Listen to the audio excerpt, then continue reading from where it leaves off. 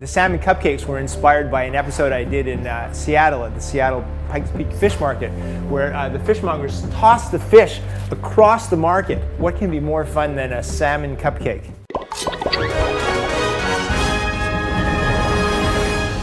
What I have in front of me here are all the ingredients that you would normally find in a fish cake. So I have some salmon. We have a little bit of garlic.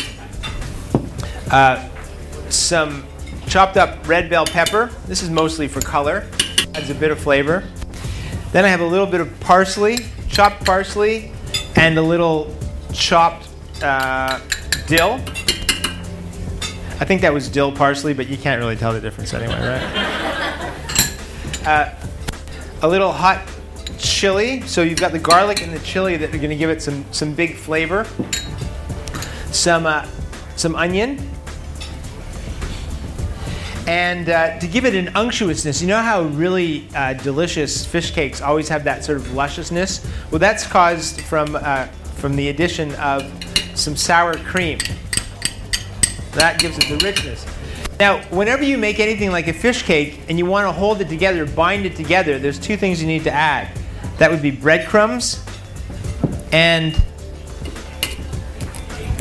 egg, not eggshell. So, put a RoboCoupe or a food processor. Give it a bit of a whirl.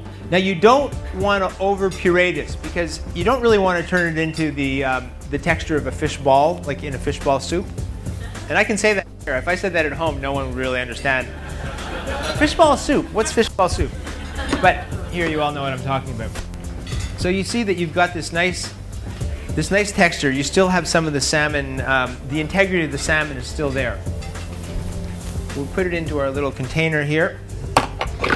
And I'm putting this into the special TLC stage oven. You know how that works, right? All right, here I have a bowl of standard issue mashed potatoes. So these are potatoes that were steamed. They were mashed up with some butter and some cream, little salt, little pepper.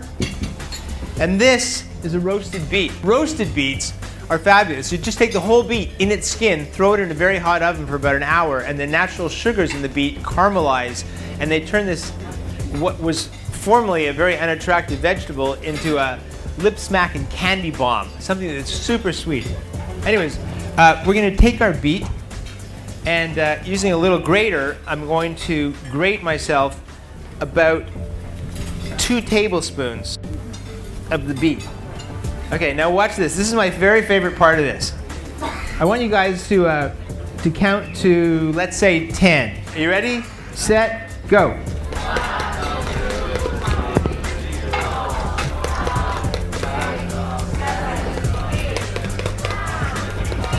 And look at that, beautiful baby pink mashed potatoes.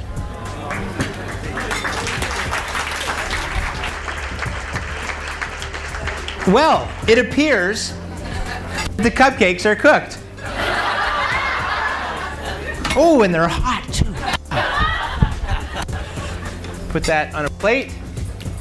Take a standard issue piping bag. This is like a pastry bag, and what is known in the baking business as a star tip. Take your mashed potatoes, put them in the piping bag, work them down to the bottom, give a bit of a twist.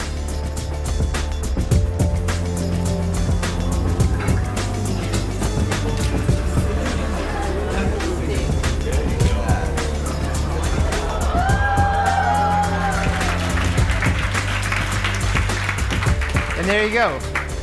Probably not the fish cake you had at lunch somewhere else in some other restaurant.